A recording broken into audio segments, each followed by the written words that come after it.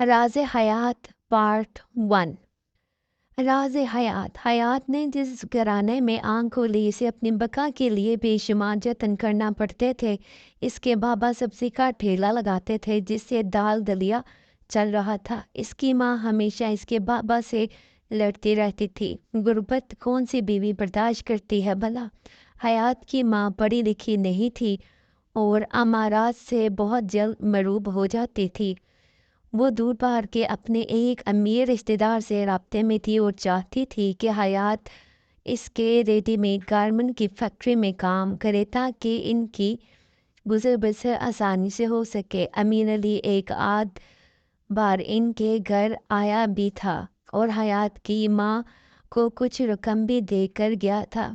हयात ने सरकारी स्कूल से 10 जमातें पढ़ी हुई थी और मेहनत मजदूरी के अलावा इसके पास और कोई रास्ता भी नहीं था जिससे वो अपने छोटे बहन भाइयों के छोटे छोटे ख्वाब पूरे कर पाती।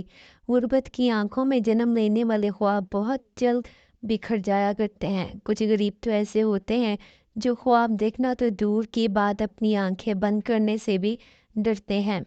गुर्बत का सहारा ख्वाब ही तो होते हैं, वो अक्सर आंखों समेत नोच लिए जाते हैं।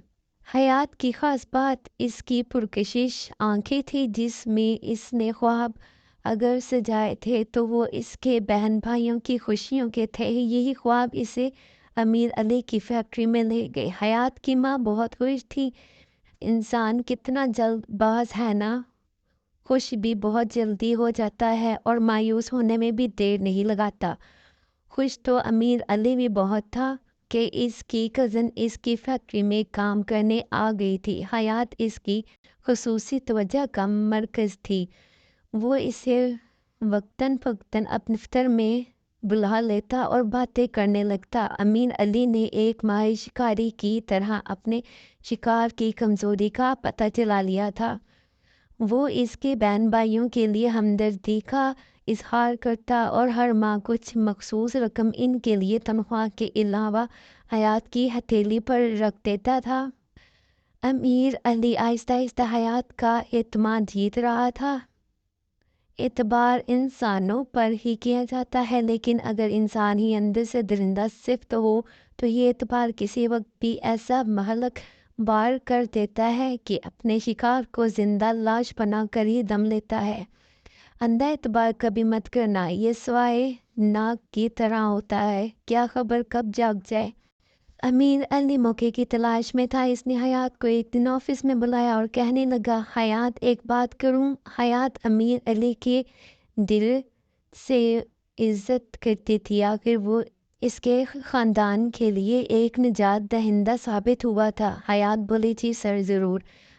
अमीर अली ने पहला पत्ता फेंका। सुनो हयात, तुम मुझे अमीर कहकर मुखातिब कर सकती हो। हयात ने इसकी बात काटी, लेकिन सर मैं यहाँ।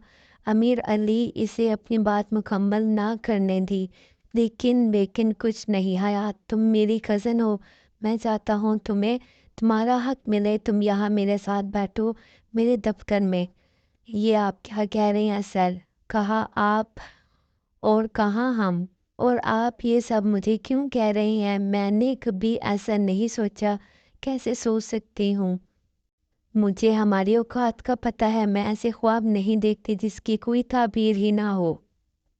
हयात की आंखों में नमी उतर आई। इसने अपने लिए कभी कोई ख्वाब नहीं देखा था। कैसे देखती जब वो घर लौटती और इसके छोटे बहन भाई इसकी रात देखते और इर्द गिर्द आकर खड़े हो जाते और वो इन सब को वो चीज़ें बांटती जो वो इनके लिए लाया करती और फिर इन सब की आंखों में खुशी जगमगा उठती। वो वही खुशी देखना हमेशा हयात का ख्वाब था। वो इस ख्वाब की ताबीर चाहती थी। हयात ख्यालों की नगरी से वापस आ गई। अमीर अली ने इससे मुखातिब किया, हयात सुनो जी, मैं चाहता हूँ तुम सब भी अच्छी तरह ज़िंदगी बसर करो। तुम्हारे बहन भाई भी पढ़ लिख कर बड़े आदमी बने।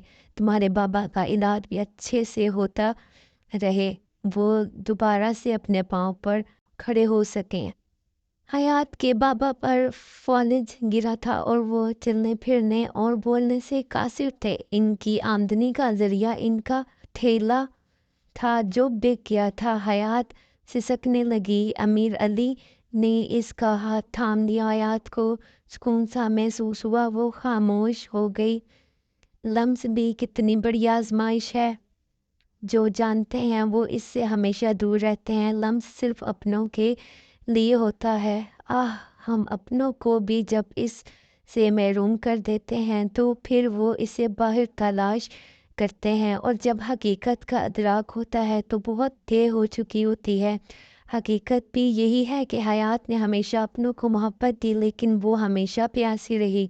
अमीर अली पहला शख्स था जिसने इसे छुआ था, और लम्स का पहला तजुर्बा एक लड़की के हवास मुअत्तल कर दिया करता है। जज्बात की मिट्टी में गुंदी हुई लड़कियां एक लम्हे के लिए खुद को भूल जाती हैं। शिकारी इस लम्हे का इंतज़ार करते हैं और फिर अपनी हवस पूरी करने के बाद किसी दूसरे शिकार की तलाश में निकल जाते हैं। अमीर अली इसके करीब आ गया। वो एक मखसूस परफ्यूम इस्तेमाल करता था जिसका जादू से चढ़ कर बोलता था। हयात ने अपना हाथ छुड़वाया और दूर से रख गई।